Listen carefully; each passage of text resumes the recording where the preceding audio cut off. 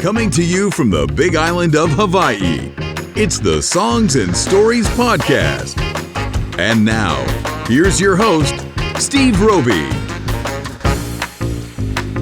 Aloha, this is Steve Roby, back again at the Kahilu Theatre, backstage with a very special guest today, the legendary John Crus. Aloha, John. Aloha, aloha, and aloha to everybody on the Big Island. Yeah, it's good. Great to be here again. So good to see you. So glad to have you back at the Kahilu Theatre for 2 shows today. I know, 2 shows. 2 shows. It's awesome, and sold out shows. 2 sold out shows. That's that's awesome. That's incredible. Yeah, that's awesome. Anyway, let's talk about Acoustic Soul. It's the 25th anniversary of the iconic album. When you created it, I guess you didn't really have a sense how wonderful it was going to be, how iconic it was going to be, and timeless. Can you talk about that? Yeah, of course, the song Island Style, which is, just has been the such a blessing, I had a sense when I wrote it, when it first popped into my head, I was like, oh wow, that's something special. When I came back to the mainland, I came back to Hawaii, I instantly jumped into my brother Ernie's band playing bass, and they were playing all the big shows in Hawaii. So I had already been singing that song in concert in front of 8,000 people, 6,000, people, who were kind of in the Hawaiian music community. They knew the song already, and so the song was hitting. When we perform it live, you could tell it was touching people in a way. So I had an indication that song was special for sure. All I had to do was not screw it up. You know what I mean? Pretty much, that's been the story about this album.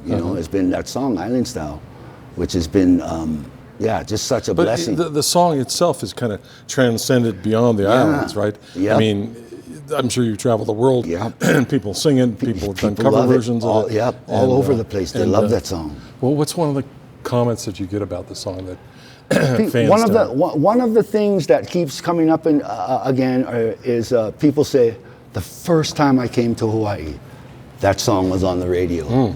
And so that song is just stamped in their mind, Hawaii, that song. Yeah. It's not amazing. It is amazing. It really is amazing, and of course the stories just keep coming in, about how that song welcomed someone to Hawaii. Yeah. One of the guys who was filming this TV special that we did, one of the guys who was working the camera, we're filming people talking about their stories of the song, and this photographer, when we're done, he goes, well, I actually have a story about that song too. And he shared a great story about the song, just about how he's a haole guy, came to Hawaii, and he was kind of feeling like, okay, I'm kind of like getting a feel of the place. Yeah. Some other older haole guy hanging down the beach with a ukulele said, no, you don't know nothing about Hawaii. After you've been here 3 years, then they'll probably go, how's it? Until then, nothing. And he's looking at this guy going, what? And then this guy sings him the song in Hawaii. He says, this guy tells this other guy, this is all you need to know about Hawaii. Sings him Island Style with his ukulele. And it's been that kind of thing. Nice, people just kind of make it It's interesting because I knew that song was going to hit in Hawaii, but I didn't realize how universal the song was going to be, because just people who've never been to Hawaii, just heard the song, Wow. I mean, John Fogerty is coming to my show Wednesday night on Maui. Really? He's been listening to the song and he loves it. He's posted videos of him and his sons singing the song. And someone asked him, like, I don't know, a few months back, a friend of mine sent me a copy of his post. Look at this, bro, it's amazing. So like somebody asked him, like, what are the music you're listening to these days? And he said, well, there's a singer from Hawaii with this song Island Style. So it's like crazy. So I'm going to meet him Wednesday night. You should invite him up on stage. Of course. No, we're going to do a song together. You're going to do Island Style? No, yeah, but he wants to record a song together. Just either write one or something. I don't know. We're just anyway, like he's so influential. I mean, his songs are stamped in our minds forever. They get cranking those hits out. So like, it's just, so that song, as far as the album having impacts, but it's nice to know like that song is, it's gonna live on, Yeah. Well, with the promotion for the 25th anniversary, I see you're doing some sort of reaching out to fans to see if they have any memories from the 90s, sending in photos. I guess we didn't have cell phone videos back in the 90s. I know.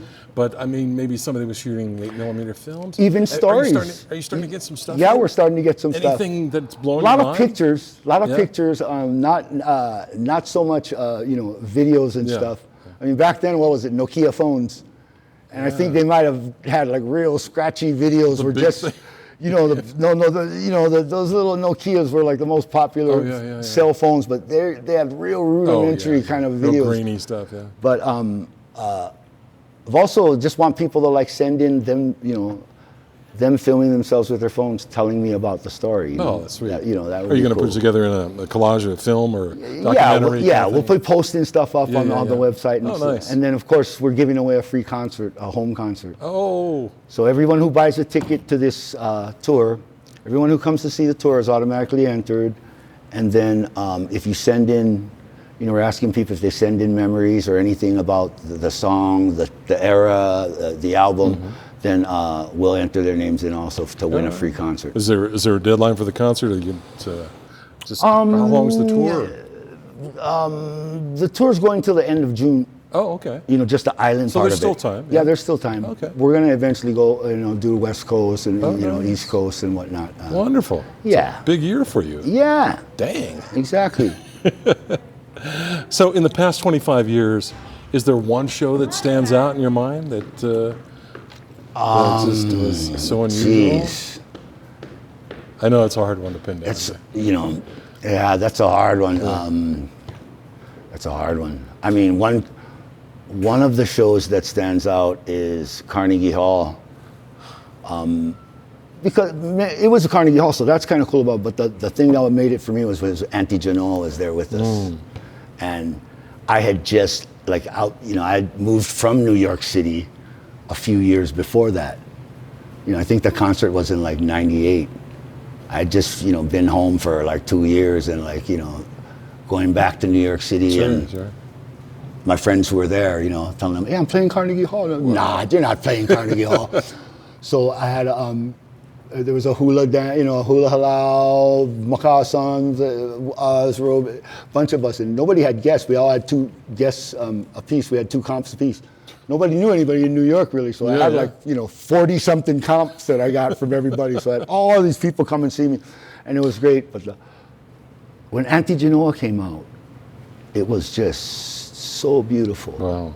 People just gave her a standing O. Before she even sang a note, people gave her a standing O. They were standing up crying. Just crying, just so much. Wow, in New York, yeah. In Carnegie Hall. And Auntie was like, oh, no, trying to get them to stop cheering. And they get louder and louder and louder. Finally, she was like, oh, no. She stopped everybody. She said, people were screaming, we love you, Auntie, we love you. And she said, no, I love you. You could feel the aloha. Oh, so much aloha. And then she started singing and filling the, and backstage at Carnegie Hall, you're seeing pictures of people who played Carnegie Hall, Tchaikovsky, all these classical, music people. Yeah. Carnegie Hall. And I wanted to write on my Sharpie somewhere write Auntie Genoa. I hope somebody took photos or video. Or something. No, I have great pictures of that. Okay, yeah, we have video of that too. It's funny. I asked that same question to Robert Casimiro last week. He played the Kahilu Theatre. He said Carnegie Hall too was one of his most iconic memories that he had of his career and thing. But he also said, and I'm going to ask you the same question too, because he said he's got a 30-year plan that he set up. Oh. So I was wondering if you've got a 30-year plan or a 5-year plan or a 10-year plan. Well, I lost my 2 brothers about 4-5 years ago. And the day before I lost my brother Ernie, we were sitting there talking, and he says,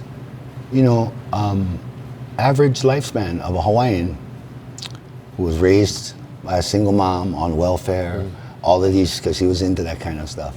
He says, average lifespan is 74 years old, he told me.